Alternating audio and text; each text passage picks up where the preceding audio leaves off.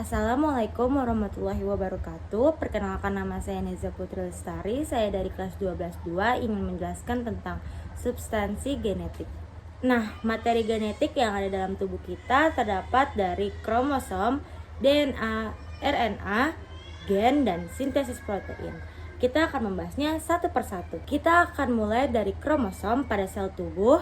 Di dalam nukleus atau inti sel kromosom merupakan kumpulan kromatin atau benang-benang halus yang menebal dan memendek saat pembelahan sel, serta bisa menyerap warna. Kromosom terdiri asam dalam nukleat berupa DNA dan RNA. Kromosom memiliki ukuran yang berbeda-beda dengan panjang antara 0,2 sampai 50 mikron dan berdiameter 0,2 sampai 20 mikron. Struktur kromosom terdiri dari sentromer dan lengan sentromer berbentuk bulat dan tidak mengandung DNA. Lengan kromosom mengandung kromatid atau kromonema yang berbentuk pita spiral kromomer, penebalan dan kromonema matriks, dan telomer pada ujung kromosom yang menjaga agar DNA tidak terurai. Selain itu, pada ujung kromosom juga terselit yang berbentuk bulat. Selanjutnya ada jenis-jenis kromosom berdasarkan fungsi. Yang pertama ada fungsi autosom. Jenis-jenisnya itu berperan menentukan ciri-ciri tubuh, bersifat diploid atau 2N, mengalami pembelahan mitosis, dan jumlahnya 2 kali gonosom. Berdasarkan fungsi gonosom, ciri-ciri jenis-jenisnya berperan menentukan jenis kelamin, bersifat haploid atau N, mengalami pembelahan meiosis, jumlahnya 1/2 autosom. Selanjutnya jenis-jenis kromosom berdasarkan letak sentrometernya. Kromosom dapat dibedakan menjadi 4, yaitu metasentrik kromosom yang terletak sentromernya di tengah sehingga membagi kromosom menjadi 2 lengan yang sama. Substensrik letak sentromernya agak di tengah sehingga kedua lengan kromosom tidak sama panjang. Akosentrik letak sentromnya di dekat ujung kromosom, dan telesentrik sentromer berada di ujung lengan kromosom. Selanjutnya ada jumlah kromosom pada beberapa makhluk hidup. Yang pertama ada orangutan. Jumlah kromosom pada sel tubuh 2N-nya ada 48 dan sel kelamin N-nya 24. Selanjutnya ada anjing yang sel tubuhnya 78, sel kelaminnya 39.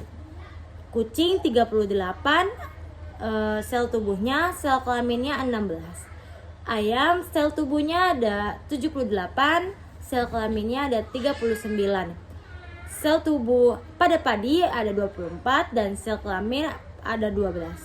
Kentang sel tubuhnya ada 48, sel kelaminnya ada 24.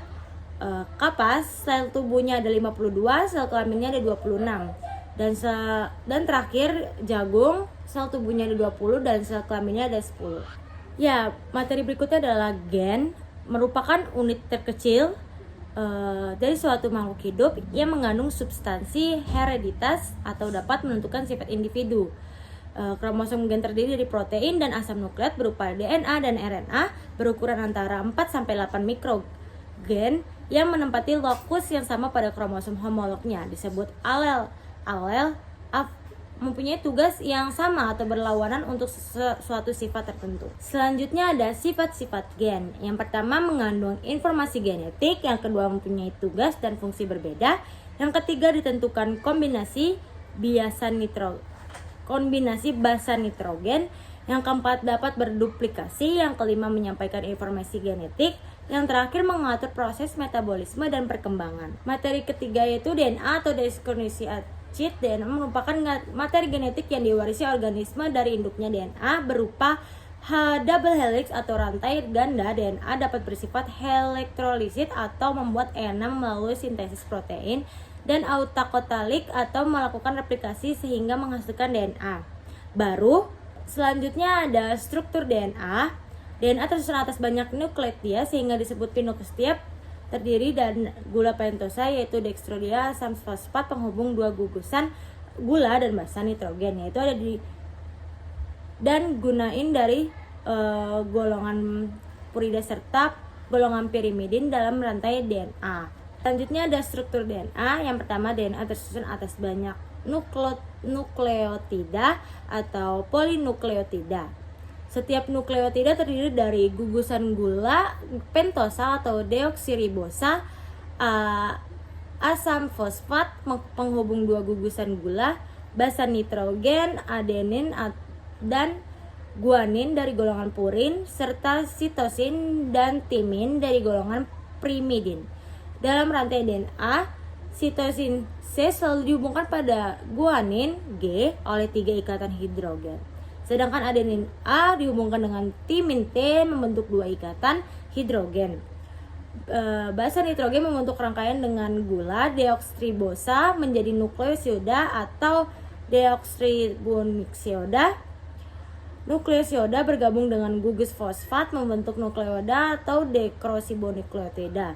Beberapa nukleotida membentuk molekul DNA. Selanjutnya di sini ada jenis replikasi DNA. Yang pertama konservatif, semi-konservatif, dan dispersif. Selanjutnya enzim dalam replikasi DNA ada 3. Enzim ligase menyambung rantai tunggal DNA yang baru terbentuk. Enzim polimerase merangkai rantai-rantai mononukleotida untuk membentuk DNA baru.